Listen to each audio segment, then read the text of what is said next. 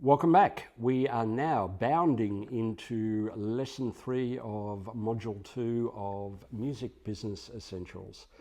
We're going through the legal basis of the music business, and not surprisingly, the word copyright is coming up quite a lot right at the moment, as it should be. Now, in this particular class, we're going to talk about copyright specifically in music.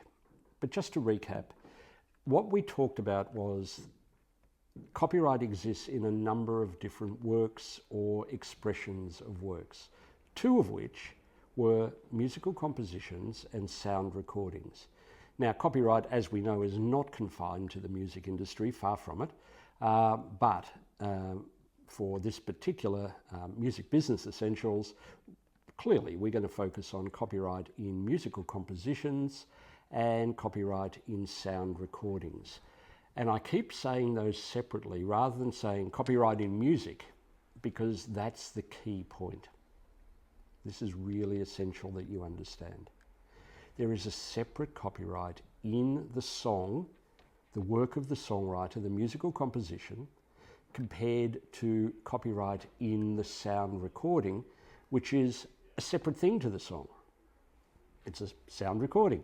It's a capturing of sound. If that capturing of sound is an original capturing of sound, there's copyright in that. Now, the music industry, the two copyrights are connected. Somebody writes a song and there's copyright in that song, but then they or somebody else makes a sound recording of a performance of that song, and there's a separate copyright in the sound recording. So this could not be more important. Who creates the copyright in the song? The songwriter. Who creates the copyright in the sound recording? Well, effectively, that's the sound engineer, the person that presses the record button and says, hey, we've now got something that we didn't have before I pressed that button hit called record. So separate copyrights created separately and more often than not owned by separate people or corporations. So important. And if you're not even 100% clear on that now, pause the recording, go back, listen to it again, read this slide again, because this is knowledge that we're going to carry with us through the rest of this entire course, to be honest. Okay, they're different copyrights. One attaches to the song, one attaches to the sound recording. Let me give you an example. There is a songwriter named Leonard Cohen who is watching over me as we speak. Leonard wrote a song called Hallelujah. It's one of the world's most beautiful and wonderful songs, and he owns the copyright in that song because he wrote the song. Now, on that album, if you look carefully, you might find the song Hallelujah, and there will be a recording of that song. Now, either Leonard or his record company will own the copyright in the recording, but Leonard himself, as a songwriter, owns the copyright in the song. But a lot of people have come along and recorded that song. As I said, it's an amazing song. One of the most incredible versions of it was the late, great Jeff Buckley. And that recording, Jeff Buckley's recording, is a separate copyright, to Leonard Cohen's recording, but separate copyright indeed to the copyright in the song Hallelujah. So by Jeff Buckley recording the song Hallelujah, he only owns the copyright in his recording of it. He has no ownership of the copyright in the song, for pretty obvious reasons, because he didn't write it. Leonard wrote the song. So how this plays out is that the copyright in the recording is generally owned by whoever pays for that recording to be made. Now, if Jeff Buckley paid for his own recording, that would be him. Or if he received an advance from a record company and the record company paid for the recording, depending on the contract between the artist and the label, which of course we'll talk about later, the record company would own the copyright in the recording. So that's a good way. If you're struggling to remember that concept, go back to this idea of Leonard Cohen wrote Hallelujah. He may or may not own the copyright in the recording, depending on his recording contract. But if another artist comes along and makes a recording of Hallelujah, that has no impact on Leonard Cohen's ownership of the copyright in the song, the musical composition. That follows him wherever that song goes. So again, hopefully that's super, super clear. Now, most of you are independent artists. Most of you are writing your own songs. You're recording your own recordings. So you're thinking, well, why does it matter? I own everything. I own my copyright in my songs. I own the copyright in my recordings. And that's true, you do. But from a legal and from a revenue perspective, they are separate copyrights. As a songwriter and a recording artist, you are entitled to earn an income when your song is reproduced, and you are entitled to be paid when your recording is reproduced. And the way these two payments are calculated are different to each other, and we'll go into that as we go along. So don't think it doesn't matter that you own both copyrights. It's great that you do, that you own your own recordings and that you own your own songs. That's really important. But be aware that you are effectively wearing two different hats. You're wearing your songwriter hat and you're wearing your hat as a recording artist. All right, now, if you are a collaborator, and the fact that you're on Vampr would strongly indicate to me that you are seeking to collaborate with other music makers, other creatives in the creation of original works, you need to consider how this comes together. Copyright in songs is generally an agreement between any collaborators, between the songwriters. And you've probably heard of this. It's called a song split. And normally that is determined on a song-by-song basis. So you get together with 2 or 3 other musicians and you write a song. And you might go, well, hang on, I wrote all of the lyrics. The 4 of us combined to write the music, so maybe I should have 50% or 100% of the lyrics and 25% of the musical composition. Or it might be that you all sit in a room together and you go, musically and lyrically, we all just came up with this collaboratively. We all just came together and magic happened. And so we're going to call it 25, 25, 25, 25. Whatever you decide is acceptable. There are no rules that say it has to be, 10 for the lead singer, 20 for the bass player, nothing like that. It's purely on a song-by-song basis that you determine the ownership of copyright in the song. Copyright in the recording can be a little bit more complicated. As I've said to you, generally the law will say that the person that paid for the recording to be made is the copyright owner. But strictly speaking, they didn't create the recording. The sound engineer created the recording. They pressed the button. But then the law of employment would say, well, yeah, but the sound engineer was working for the studio, so anything they did in the course of their employment is owned by the studio, so the studio owns the recording. But then the law of contract would say, well, hang on, if the artist or a record company paid for that session, why would they do that if they're not going to own the proceeds of that session? So contractually, there would be a process where the law would look at, okay, well, at what point did a contract or an implied contract transfer the ownership of copyright? So generally speaking, and this can be modified because people are free to enter into contracts, but generally speaking, the person that pays for the recording to be made is generally the owner of copyright in that recording. All right, so I think I've pretty much said what's on that slide. There are other participants, producers, studios, production companies, record companies, And all of these arrangements need to be modified by contracts. And when we start talking about contracts, you'll recognise that the key thing that these contracts are usually about is the ownership of copyright. Who owns it based on the commercial arrangements that have been reached between those people. So if you're one of those artists who says, I'm not really that interested in paperwork, I don't really like contracts and they kind of seem to get in the way of creativity, what you're playing with is fire.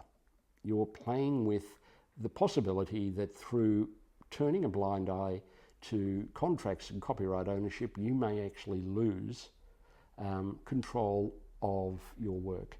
And again, sometimes artists go, well, that's the music industry ripping people off. But really what it is you're ripping yourself off by not paying attention. Now, the fact you're doing this course says to me that you want to pay attention, you want to understand this.